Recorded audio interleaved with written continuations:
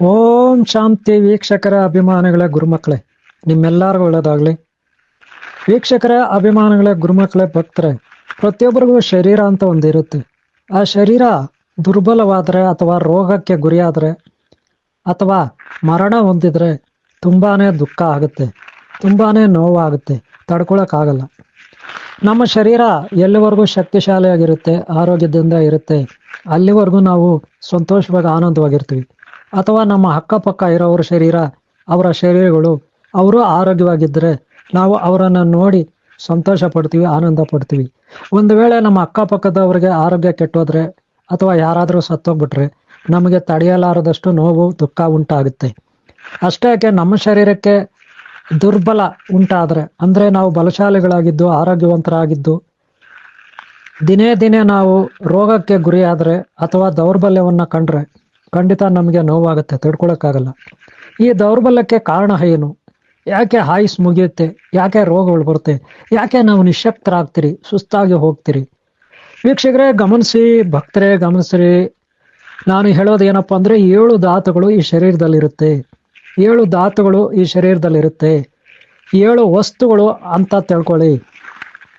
ಆ 7 ವಸ್ತುಗಳು ಎಲ್ಲಿವರೆಗೂ ಸದೃಢವಾಗಿ, ಬಲಶಾಲಿಯಾಗಿ, ಪೌಷ್ಟಿಕವಾಗಿ, ಬಹಳ ಆಯಾ ಕಟ್ಟಿನ ಅಚ್ಚುಕಟ್ಟಾಗಿರ್ತವೆ, ಶುದ್ಧವಾಗಿರ್ತವೆ, ಅಲ್ಲಿವರೆಗೂ ಮನುಷ್ಯ ಶರೀರ ಬಹಳ ಶಕ್ತಿಶಾಲಿಯಾಗಿರುತ್ತೆ, ನೋಡೋಕ್ಕೂ ಸುಂದರವಾಗಿರುತ್ತೆ. ಆದರೆ ಶರೀರ ಯಾವಾಗ ಕುಂದಿ ಹೋಗುತ್ತೆ, ದುರ್ಬಲ ಹೊಂದುತ್ತೆ, ಆಗ ಮನಸ್ಸು, ಭಾವನೆಗಳು ಕೂಡ ದೌರ್ಬಲ್ಯವನ್ನು ಕಾಣ್ತವೆ. ಆಗ ನಾವು ನರಕ ಯಾತನೆ ಅನುಭವಿಸ್ಬೇಕಾಗುತ್ತೆ. ಅದು ಪ್ರಾಣಿಗಳಿರಲಿ, ಗಿಡ ಮರ ಬಳ್ಳಿ ಇರಲಿ, ಅಥವಾ ಮನುಷ್ಯ ಇರಲಿ. ಶರೀರ ಎಲ್ಲಿವರೆಗೂ ಪೌಷ್ಟಿಕವಾಗಿ, ಸದೃಢವಾಗಿ, ಎಲ್ಲ ರೀತಿಯ ಅವಸ್ಥೆಗಳನ್ನು ಹೊಂದಿರುತ್ತೆ, ಅಲ್ಲಿವರೆಗೂ ಆರೋಗ್ಯ ಭಾಗ್ಯದಿಂದ ಕೂಡಿರುತ್ತೆ. ಎಲ್ಲಿವರೆಗೂ ಶರೀರ ಆರೋಗ್ಯ ಭಾಗ್ಯದಿಂದ ಇರುತ್ತೆ, ಅಲ್ಲಿವರೆಗೂ ನಮ್ಮ ಮನಸ್ಸು, ಭಾವನೆಗಳು ಬಹಳ ಅಚ್ಚುಕಟ್ಟಾಗಿ ಸುಂದರವಾಗಿರುತ್ತೆ, ನಮ್ಮ ಜೀವನನೇ ಸುಂದರವಾಗಿರುತ್ತೆ. ಅದೇ ನಮ್ಮ ಅಕ್ಕಪಕ್ಕ ಇರೋರ್ಗಾಗಲಿ ನಮಗಾಗಲಿ ಏನಾದರೂ ರೋಗಗಳು ಬಂದರೆ ಅಥವಾ ಮರಣ ಬಂದರೆ ತಡ್ಕೊಳಕ್ಕಾಗೋದಿಲ್ಲ. ಈ ವಿಚಾರ ನಿಮ್ಗೆ ಗೊತ್ತಿದೆ. ಹಂಗಂದ್ರೆ ಇದಕ್ಕೆಲ್ಲ ಕಾರಣ ಏನು? ವೀಕ್ಷಕರೇ ಗಮನಿಸಿ, ನಮ್ಮ ಆಯುಸ್ಸಿಗೆ ಕಾರಣ ಒಂದೇ, ರೋಗಗಳು ಅಥವಾ ದೌರ್ಬಲ್ಯ. ಧಾತುಗಳಲ್ಲಿ ಕ್ಷಯ ಕಂಡ್ರೆ, ಎಲ್ಲಿವರೆಗೂ ಧಾತುಗಳು 7 ಧಾತುಗಳು ಶಕ್ತಿಶಾಲಿಯಾಗಿರ್ತವೆ, ಸದೃಢವಾಗಿರ್ತವೆ, ಪೌಷ್ಟಿಕವಾಗಿರ್ತವೆ, ಅಲ್ಲಿವರೆಗೂ ನಮ್ಮಲ್ಲಿ ಚೈತನ್ಯ ಇರುತ್ತೆ, ಅಲ್ಲಿವರೆಗೂ ನಾವು ಸಂತೋಷವಾಗಿ ಆನಂದವಾಗಿರ್ತೀವಿ, ಕೆಲಸ ಕಾರ್ಯಗಳಲ್ಲಿ ತೊಡಗ್ತೀವಿ. ಯಾವಾಗ ಈ ಧಾತುಗಳು ವೀಕ್ ಆಗ್ತವೆ, ದುರ್ಬಲವನ್ನು ಹೊಂದ್ತವೆ, ಆಗ ನಮ್ಮ ಶರೀರ ಕುಸಿತವನ್ನು ಕಾಣುತ್ತೆ, ಕ್ಷಯ ಹೊಂದುತ್ತೆ. ಆಗಲೇ ನಾವು ಶಕ್ತಿಹೀನರಾಗ್ತೀವಿ, ಆಗಲೇ ನಾವು ದೈಹಿಕವಾಗಿ, ಮಾನಸಿಕವಾಗಿ ನೊಂದು ಕುಸಿತೀವಿ. ಆಗ ರೋಗಗಳು ಕೂಡ ಕಾಣಿಸ್ಕೊಳ್ತವೆ. ವೀಕ್ಷಕರೇ, ಸಾಮಾನ್ಯವಾಗಿ ನೀವು ನೋಡಿರ್ಬೋದು, ಯಾರೇ ಆಗಲಿ ಇದ್ದಕ್ಕಿದ್ದಾಗಿ ಏನೂ ಸತ್ತು ಹೋಗಲ್ಲ, ಯಾರೇ ಆಗಲಿ ಇದ್ದಕ್ಕಿದ್ದಾಗಿ ಸುಸ್ತಾಗಿ ಹೋಗಲ್ಲ. ಯಾವಾಗಲೂ ದಿನೇ ದಿನೇ ದಿನೇ ಸುಸ್ತಾಗ್ತಾ ಹೋಗುತ್ತೆ, ದಿನೇ ದಿನೇ ರೋಗಗಳು ಕಾಣಿಸ್ಕೊಳ್ತಾ ಹೋಗ್ತವೆ. ದಿನೇ ದಿನೇ ಅರ್ಥ ಆಗುತ್ತೆ ನಮ್ಗೆ ಆಯುಸ್ ಮುಗಿತಾ ಇದೆ ಅಂತ. ದಿನೇ ದಿನೇ ನಮ್ಗೆ ಅರ್ಥ ಆಗುತ್ತೆ ಯಾವುದೋ ಒಂದು ಕಾಯಿಲೆ ಆಗ ಕಾಣಿಸ್ಕೊಳ್ತಾ ಇದೆ ಅಂತ. ಅಂದರೆ ಏಕಾಏಕಿ ಯಾವುದೇ ಕಾಯಿಲೆ ಬರೋದಿಲ್ಲ, ಕಾಣಿಸ್ಕೊಳ್ಳೋದಿಲ್ಲ. ಏಕಾಏಕಿ ಸಾವು ಕೂಡ ಕಾಣಿಸ್ಕೊಳ್ಳೋದಿಲ್ಲ. ಏಕಾಏಕಿ ನಾವು ದುರ್ಬಲರಾಗೋದಿಲ್ಲ. ಆದರೆ ಎಲ್ಲವೂ ನಿಧಾನಕ್ಕೆ ಮುನ್ಸೂಚನೆ ನೀಡುತ್ತೆ ಈ ಶರೀರ. ಇದಕ್ಕೆ ಕಾರಣ 7 ಧಾತುಗಳು. ಯಾವಾಗ 7 ಧಾತುಗಳು ಸರಿಸಮಾನವಾಗಿ, ಬಲಶಾಲಿಯಾಗಿ, ಪೌಷ್ಟಿಕವಾಗಿರೋದಿಲ್ವೋ, ಸದೃಢವಾಗಿರೋದಿಲ್ವೋ, ಅವು ಯಾವಾಗ ವೀಕ್ ಆಗ್ತವೆ ಆವಾಗ ನಮಗೆ ಗೊತ್ತಾಗುತ್ತೆ ಯಾವುದೋ ಒಂದು ವೀಕ್ ಆಗುತ್ತೆ ನಮ್ಮಲ್ಲಿ. ಇದನ್ನು ನಮ್ಮ ಅನಾದಿ ಕಾಲದಲ್ಲಿ ಕಣಾದ ಮಹರ್ಷಿ ಇತ್ಯಾದಿ ಸಾಕಷ್ಟು ಋಷಿಮುನಿಗಳು, ವೈದ್ಯಶಾಸ್ತ್ರ, ಆಯುರ್ವೇದಿಕ್ ವೈದ್ಯಶಾಸ್ತ್ರದಲ್ಲಿ ಅಶ್ವಿನಿ ಕುಮಾರರು, ಧನ್ವಂತರಿ ಇತ್ಯಾದಿ ಮಹಾತ್ಮರು, ಮಹಾಮಾತೆಯರು ನಮಗೆ ಜ್ಞಾನವನ್ನು ಕೊಟ್ಟಿದ್ದಾರೆ ವೈದ್ಯಕೀಯದಲ್ಲಿ. ಅವರು ನಮಗೆ ಹಾಕಿಕೊಟ್ಟಂಥ ಗಿಡಮೂಲಿಕೆಗಳ, ಬೇರುಗಳ, ಎಲೆಗಳ, ಕಾಂಡಗಳ, ಕಾಯಿಗಳ, ಹೂಗಳ ರಸಧಾತುಗಳು, ಅವುಗಳಲ್ಲಿ ಸಿಗ್ತಕ್ಕಂಥ ಔಷಧಿಯ ಗುಣಗಳು, ಇವುಗಳೆಲ್ಲವನ್ನು ನಮಗೆ ಅವರು ಧಾರೆ ಎರೆದಿದ್ದಾರೆ. ಅದ್ಭುತವಾದ ಅಮೋಘವಾದ ಒಂದು ಜ್ಞಾನವನ್ನು, ಅದರಲ್ಲೂ ಹಿಂದೂ ಸನಾತನ ಧರ್ಮ, ಇಲ್ಲಿನ ಋಷಿಮುನಿಗಳು, ಗುರುಗಳು, ಶರಣರು, ದಾಸರು, ಸಂತರು, ಇವರೆಲ್ಲರೂ ಕೂಡ ನಮಗೆ, ಮಹಾಮಾತೆಯರು ಎಲ್ಲರೂ ನಮಗೆ ಈ ಒಂದು ವೈದ್ಯಕೀಯ ರಂಗದಲ್ಲಿ ನಮಗೆ ಹೆಚ್ಚಿನ ಜ್ಞಾನವನ್ನು ಕೊಟ್ಟಿದ್ದಾರೆ. ಆದರೆ ನಮ್ಮ ಶರೀರ ಕುಸಿಲಿಕ್ಕೆ ಧಾತುಗಳು ಕಾರಣ ಅನ್ನೋದನ್ನ ಅನಾದಿ ಕಾಲದಿಂದ ಋಷಿಮುನಿಗಳು ನಮಗೆ ಹೇಳ್ಕೊಟ್ಟಿದ್ದಾರೆ. ಅದರಲ್ಲಿ ನಾನು ಈಗ ನಿಮಗೆ ಒಂದಷ್ಟು ಪರಿಚಯಿಸ್ತೀನಿ. ಈ ವಿಡಿಯೋನ ಲಾಸ್ಟ್ವರೆಗೂ ನೋಡಿ. ಆರೋಗ್ಯ ಭಾಗ್ಯವೇ ಅದೊಂದಿದ್ರೆ ಇಡೀ ಜಗತ್ತಿಗೆ ನಾವು ರಾಜ ರಾಣಿ. ಇದನ್ನು ಮರಿಬೇಡಿ. ಆರೋಗ್ಯ ಭಾಗ್ಯ ಇಲ್ಲ ಅಂದರೆ, ಅಧಿಕಾರ ಇಲ್ಲ ಅಂದರೆ, ಹಣ ಅಂತಸ್ತು ಇಲ್ಲ ಅಂದರೆ ಖಂಡಿತ ನಾವು ದುರ್ಬಲರಾಗಿರ್ತೀವಿ. ನಾವು ಪಾಪರಾಗಿರ್ತೀವಿ, ಕೆಲಸಕ್ಕೆ ಬಾರ್ದವರಾಗಿರ್ತೀವಿ. ಅರ್ಥ ಮಾಡ್ಕೊಳ್ಳಿ. ಸಮಾಜದಲ್ಲಿ ಜಗತ್ತಿನಲ್ಲಿ ನಮ್ಗೆ ಗೌರವ ಸಿಗ್ಬೇಕಂದ್ರೆ ನಾವು ಆರೋಗ್ಯ ಭಾಗ್ಯವಂತರಾಗಿರ್ಬೇಕು. ಅದಕ್ಕೆ ನಾವು ಆದಷ್ಟು ನಮ್ಮ ಶರೀರದ ಬಗ್ಗೆ ನಾವು ತಿಳ್ಕೊಬೇಕು. ಮೊದಲು ಈಗ ಧಾತುಗಳಂದ್ರೆ ಅಂತ ನೋಡೋಣ. ವೀಕ್ಷಕರೇ ಗಮನಿಸಿ, 7 ಧಾತುಗಳು ಅಂತ ನಾನು ಹೇಳಿದ್ದೀನಿ. ಒಂದೊಂದನ್ನೇ ನಾನು ನಿಮಗೆ ಪರಿಚಯಿಸ್ತೀನಿ. ಮೊದಲನೇ ಅದು ನಮ್ಮ ಶರೀರದಲ್ಲಿ ರಸಧಾತು ಅಂತ ಇರುತ್ತೆ. ರಸ ಅಂದ್ರೆ ಏನಪ್ಪಾ ಅಂದ್ರೆ ನೀರು, ಜ್ಯೂಸ್ ಇದ್ದಂಗೆ. ಮೊದಲನೇದಾಗಿ ರಸ, ಇದನ್ನ ಗ್ಲೂಕೋಸ್ ಅಂತೀವಿ ಅಥವಾ ನ್ಯೂಟ್ರಿನಸ್ ಅಂತೀವಿ, ಅಥವಾ ಕಿಣ್ವಗಳು, ಪೌಷ್ಟಿಕಾಂಶದ ರಸ, ಇದನ್ನ ಗ್ಲೂಕೋಸ್ ಅಂತ ಕರಿತೀವಿ. ನೀರು ಅಂತ ತಿಳ್ಕೊಬಿಡಿ, ನೀವು ಒಂದು ಜ್ಯೂಸ್ ಅಂತ ತಿಳ್ಕೊಬಿಡಿ.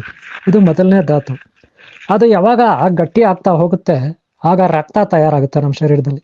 ನೆನ್ಪಿಟ್ಕೊಳ್ಳಿ, ಇದು ಎರಡನೇ ಧಾತು. ರಕ್ತ ಬಂದು ಎರಡನೇ ಧಾತು. ಮೊದಲನೇದು ನೀವು ಬಿಸ್ಲರಿ ವಾಟರ್ ಕುಡಿದ್ರೆ, ಶುದ್ಧವಾದ ವಾಟ್ರು, ಬಿಸ್ಲರಿ ವಾಟರ್ ಕುಡಿದ್ರೆ ಅಥವಾ ಯಾವುದೋ ಒಂದು ಜ್ಯೂಸ್ ಕುಡಿದ್ರೆ ಅದು ಜ್ಯೂಸೇ. ಅನಂತರ ಅದು ಶರೀರದಲ್ಲಿ ರಕ್ತ ಅದು ಮೊದಲು ಜಠರಕ್ಕೆ ಹೋಗುತ್ತೆ. ಮೊದಲು ಜಠರದಿಂದ ಆಮೇಲೆ ಸಣ್ಣ ಕರಳು ಹೋಗುತ್ತೆ. ಸಣ್ಣ ಕರಳು ಆಮೇಲೆ ದೊಡ್ಡ ಕರಳು ಆಮೇಲೆ ಹೊರಗಡೆ ಬರುತ್ತೆ. ಆದರೆ ಸಣ್ಣ ಕರಳಲ್ಲಿ ಜೀರ್ಣಕ್ರಿಯೆ ಶುದ್ಧವಾಗಿರ್ತದೆ. ಯಾಕಂದರೆ ಮೊದಲ ಜಠರ ಆಹಾರವನ್ನು ಜೀರ್ಣ ಮಾಡಿ ಸಣ್ಣ ಕರಳಿಗೆ ಕಳಿಸಿರುತ್ತೆ. ಸಣ್ಣ ಕರಳಲ್ಲಿ ಆ ಒಂದು ಕರಳಿನ ಗೋಡೆಗಳಲ್ಲಿ ರಕ್ತನಾಳಗಳಿರುತ್ತೆ. ಅಲ್ಲಿಗೆ ಈ ಆಹಾರದಲ್ಲಿಯ ಪೌಷ್ಟಿಕಾಂಶಗಳು ಆ ರಕ್ತನಾಳಗಳನ್ನು ಪ್ರವೇಶ ಮಾಡುತ್ತೆ. ಆಗ ರಕ್ತನಾಳಗಳಲ್ಲಿ ಮುಖಾಂತರ ಶರೀರದಲ್ಲಿ ಕೆಲವೊಂದು ಅಂಶಗಳಿರುತ್ತೆ. ಬಯೋಕೆಮಿಸ್ಟ್ರಿ ಅಂತೀವಿ. ಬಯೋಕೆಮಿಸ್ಟ್ರಿ ಅಂದರೆ ರಾಸಾಯನಿಕ ಪ್ರಕ್ರಿಯೆಗಳು ಅಲ್ಲಿ ನಡೆದು ಗ್ಲೂಕೋಸ್ ಆಗಿ ಮಾರ್ಪಾಟಾಗುತ್ತೆ. ಅಂದರೆ ವಾಟರ್ ಆ ರೀತಿನೇ ನೋಡೋಕ್ಕಿರುತ್ತೆ, ಆದರೆ ವಾಟರ್ ಅಲ್ಲ. ಅದರಲ್ಲಿ ಸಾಕಷ್ಟು ಅಂಶಗಳು ಶಕ್ತಿಯುತವಾಗಿರ್ತವೆ. ಅದನ್ನು ರಸಧಾತು ಅಂತ ಕರಿತೀವಿ. ಇದನ್ನ ನ್ಯೂಟ್ರಿನಸ್ ಅಥವಾ ಗ್ಲೂಕೋಸ್ ಅಂತ ಕರಿತೀವಿ. ನೀವು ಯಾರಾದರೂ ವೀಕ್ ಆಗಿದ್ರೆ, ಹಾಸ್ಪಿಟ್ಲಲ್ಲಿ ಅಡ್ಮಿಟ್ ಆಗಿದ್ರೆ, ತುಂಬ ಸುಸ್ತಾಗಿದ್ರೆ ಅವ್ರಿಗೆ ಶಕ್ತಿ ಬೇಕು, ಆಗ ಗ್ಲೂಕೋಸ್ ಹಾಕ್ತಾರೆ. ನೀವು ನೋಡಿರ್ಬೋದು, ಬಾಟ್ಲುಗಳು ವೈಟ್ ಕಲರ್ ಇರುತ್ತೆ. ಆದರೆ ಅದರಲ್ಲಿರೋದು ಏನು ಗೊತ್ತಾ ನಿಮಗೆ? ಹಣ್ಣುಗಳ ರಸ, ಸಾಕಷ್ಟು ಪೌಷ್ಟಿಕಾಂಶಗಳ ರಸ, ಅದಷ್ಟೇ, ಇನ್ನೇನಿಲ್ಲ. ಅದನ್ನೇ ನಾವು ರಸಧಾತು ಅಂತ ಕರಿತೀವಿ. ಯಾಕೆ ಆ ಗ್ಲೂಕೋಸ್ ಹಾಕ್ತಾರೆ ಅಂದರೆ ನಮಗೆ ಶಕ್ತಿ ಬರಲಿ ಅಂತ. ಯಾಕಂದರೆ ಒಬ್ಬ ವ್ಯಕ್ತಿ ಆಕ್ಸಿಡೆಂಟ್ ಆಗಿದ್ರೆ ಅಥವಾ ಇನ್ನೇನೋ ಸುಸ್ತಾಗಿದ್ರೆ, ಕಾಯಿಲೆ ಬಂದು ಅವನು ಆಹಾರ ತಿನ್ನಲಿಕ್ಕೆ ಆಗೋದಿಲ್ಲ. ಒಂದು ವೇಳೆ ಆಹಾರ ತಿಂದರೂ ಅದನ್ನು ಜೀರ್ಣ ಮಾಡ್ಕೊಳ್ಳೋ ಶಕ್ತಿ ಇರೋದಿಲ್ಲ. ಅದಕ್ಕೆ ನೇರವಾಗಿ ಶರೀರಕ್ಕೆ ಆ ಗ್ಲೂಕೋಸನ್ನು ಏರಿಸಲಾಗುತ್ತೆ. ಅಥವಾ ಪೌಡರ್, ಗ್ಲೂಕೋಸ್ ಪೌಡರನ್ನು ನೀವು ನೋಡಿರ್ಬೋದು, ಅದನ್ನು ಕೂಡ ತಗೋಬೋದು. ಗೊತ್ತಾಯ್ತಲ್ಲ? ಅದು ಕೂಡ ಹಣ್ಣಿನ ಸಕ್ಕರೆ, ಫಲ ಸಕ್ಕರೆ. ಅರ್ಥ ಆಯ್ತಲ್ಲ? ಆದರೆ ನಾವು ಆಹಾರ ತಿಂದಾಗ ಈ ರೀತಿ ರಸಧಾತು ನಮ್ಮ ಶರೀರದಲ್ಲಿ ಇರುತ್ತೆ. ಅದು ಅನಂತರ ರಕ್ತವಾಗಿ ಮಾರ್ಪಾಟಾಗುತ್ತೆ. ಅನಂತರ ರಕ್ತ ಮಾಂಸವಾಗಿ ಮಾರ್ಪಾಟಾಗುತ್ತೆ. ಅಂದರೆ ಮೊದಲನೇ ಧಾತು ರಸಧಾತು, ಎರಡನೇದು ರಕ್ತಧಾತು ಎರಡನೇದು, ಮೂರನೇದು ಮಾಂಸಧಾತು, ಮಾಂಸ ನೆನಪಿಟ್ಕೊಳ್ಳಿ, ಮೂರನೇ ಧಾತು. ನಾಲ್ಕನೇದು ನಿಮಗೆ ಗೊತ್ತಿರಲಿ, ಮೂಳೆ, ನಾಲ್ಕನೇ ಧಾತು. ಐದನೇದು ನರ ಮಂಡಲ, ಐದನೇ ಧಾತು. ಇದಾದ್ಮೇಲೆ ಇನ್ನೂ ಒಂದು ಧಾತು ಇದೆ, ಈಗ ಸಂತಾನೋತ್ಪತ್ತಿಗೆ ಬೇಕಲ್ಲ, ಅವಲ್ಲ, ಅದು ರಸಧಾತು ಆದರೂ ಕೂಡ ಅದು ಸಪ್ರೇಟ್ ಆಗಿರುತ್ತೆ. ಹಾಗೆ ನಮ್ಮ ಬ್ರೈನ್ ಕೂಡ, ಮೆದುಳು ಕೂಡ ಒಂದು ಧಾತು. ಗೊತ್ತಾಯ್ತಲ್ಲ? ನಮ್ಮ ಆಲೋಚನಾ ಶಕ್ತಿ, ನಮ್ಮ ಭಾವನಾತ್ಮಕ ಬಯೋಕೆಮಿಸ್ಟ್ರಿ, ನಮ್ಮ ಶರೀರದಲ್ಲಿ ಸಾಕಷ್ಟು ಗ್ರಂಥಿಗಳಿದಾವೆ. 3 ಗ್ರಂಥಿ ಮೇನ್ ಇರ್ತವೆ: ಬ್ರಹ್ಮ ಗ್ರಂಥಿ, ವಿಷ್ಣು ಗ್ರಂಥಿ, ಆಮೇಲೆ ರುದ್ರ ಗ್ರಂಥಿ. ಅವು 2 ಇರುತ್ತೆ, ಟೋಟಲ್ 6 ಆಗುತ್ತೆ.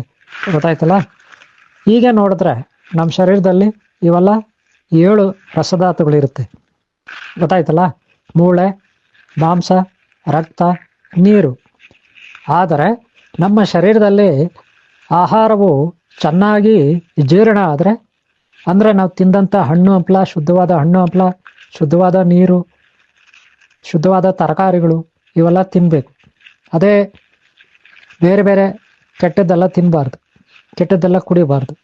ಆಗ ನಮ್ಮ ಜಠರದಲ್ಲಿ ಮೊದಲನೇದಾಗಿ ಆಹಾರ ಜೀರ್ಣಗೊಂಡು 4 ಅವರ್ ಆದಮೇಲೆ ಸಣ್ಣ ಕರಳಿಗೆ ಹೋಗುತ್ತೆ.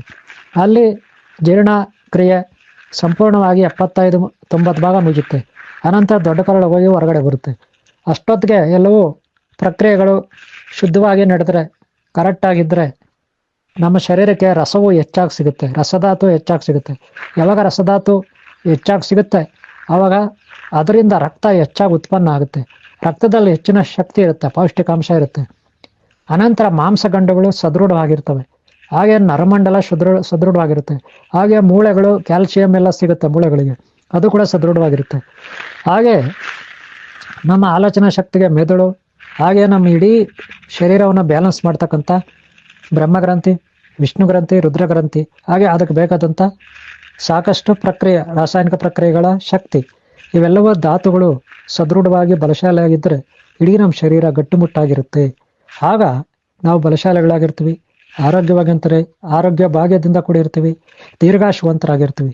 ಈ 7 ಧಾತುಗಳಿಂದ ನಮ್ಮ ಶರೀರವನ್ನು ತುಂಬ ಆರೋಗ್ಯವಾಗಿ ಇಟ್ಕೋಬೋದು, ದೀರ್ಘಾಯುಷ್ಯವನ್ನಾಗಿ ಇಟ್ಕೋಬೋದು ಅಂತ ನಮ್ಮ ಋಷಿಮುನಿಗಳು ಅನಾದಿ ಕಾಲದಲ್ಲಿ ನಮಗೆ ತೋರಿಸ್ಕೊಟ್ರು. ಅದು ಇಲ್ಲಿಗೂ ಈಗಲೂ ಹರ್ಕೊಂಡು ಬಂದಿದೆ. ಆ ಜ್ಞಾನ ಮಾರ್ಗ ಇನ್ನೂ ಹರ್ಕೊಂಡು ಬಂದಿದೆ. ವೀಕ್ಷಕರೇ, ಭಕ್ತರೇ, ಅಭಿಮಾನಿಗಳೇ, ಗುರುಮಕ್ಕಳೇ, ನೀವು ನೋಡಿರ್ಬೋದು ಎಷ್ಟೋ ಕಡೆ ದೇವಸ್ಥಾನಗಳಲ್ಲಿ, ಈಗ ಇಂಡೋನೇಷ್ಯಾ, ಕೋನಾರ್ಕ್ ಅಂಥ ಕಡೆಲ್ಲ ನೋಡಿ 100,000 ದೇವಸ್ಥಾನಗಳಿದೆ. ಅಲ್ಲೆಲ್ಲ ಈ ಜೀವಶಾಸ್ತ್ರದ ಬಗ್ಗೆ ದೇವಾಲಯಗಳಲ್ಲಿ ಶಿಲ್ಪಕಲೆಯ ರೂಪದಲ್ಲಿ ಕೆತ್ತಿರ್ತಾರೆ.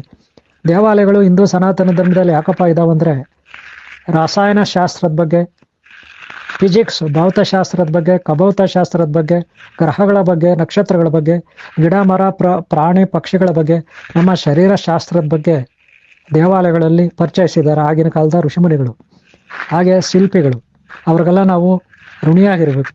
ಆದರೆ ಕೆಲವು ನೀಚರು, ನಿಕೃಷ್ಟರು, ಪಾಪಿಗಳು, ಅವ್ಯಾಗಿಗಳು, ಅಜ್ಞಾನಿಗಳು ಹಿಂದೂ ಧರ್ಮದಲ್ಲಿ ಹುಟ್ಟಿ ಹಿಂದೂ ದೇಶದಲ್ಲಿ ಇದ್ಕೊಂಡು ಇಲ್ಲಿನ ಗಾಳಿ, ಇಲ್ಲಿನ ಅನ್ನ ತಿಂತ, ಅವ್ರೇನು ತಿಂತಾರೋ ಗೊತ್ತಿಲ್ಲ, ಆದರೆ ಅವರು ಈ ಧರ್ಮವನ್ನು ಅವಹೇಳನ ಮಾಡ್ತಾರೆ, ಹಿಂದೂ ಧರ್ಮವನ್ನು ಅವಹೇಳನ ಮಾಡ್ತಾರೆ, ಹಿಂದೂ ಧರ್ಮವನ್ನು ಜರೀತಾರೆ, ಸನ್ಯಾಸಿಗಳನ್ನು, ಗುರುಗಳನ್ನು ಜರೀತಾರೆ. ಇಂಥ ಅವ್ಯಾಕಿಗಳಿಗೆ ಘೋರ ನರಕಗಳೇ ಪ್ರಾಪ್ತಿ, ಯಾವುದೇ ಸಂದೇಹ ಇಲ್ಲ. ವೀಕ್ಷಕರೇ, ಗುರುಮಕ್ಕಳೇ, ಭಕ್ತರೇ, ಯಾವಾಗಲೂ ನಾವು ಒಳ್ಳೇದು ಮಾಡಿದ್ರೆ, ಒಳ್ಳೆ ಮಾರ್ಗದಲ್ಲಿ ಹೋದರೆ ನಮಗೆ ಸ್ವರ್ಗ ಸುಖ ಗ್ಯಾರಂಟಿ, ಯಾವುದೇ ಡೌಟ್ ಇಲ್ಲ. ಗೊತ್ತಾಯ್ತಲ್ಲ?